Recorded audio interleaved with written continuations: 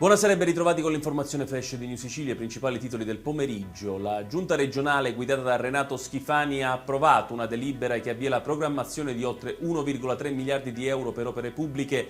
Le risorse provengono dal fondo di rotazione e sono destinate a interventi complementari previsti dai fondi europei di sviluppo 2021-2027.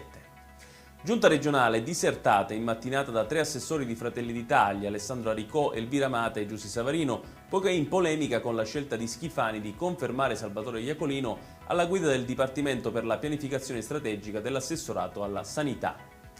Boom di richieste nel Click Day per le domande dell'avviso 7 che ha visto richieste di finanziamento per circa 200 milioni di euro a fronte di 60 messi a bando. Si trattava del terzo tentativo dopo che nei due precedenti la piattaforma non aveva retto, costringendo al rinvio.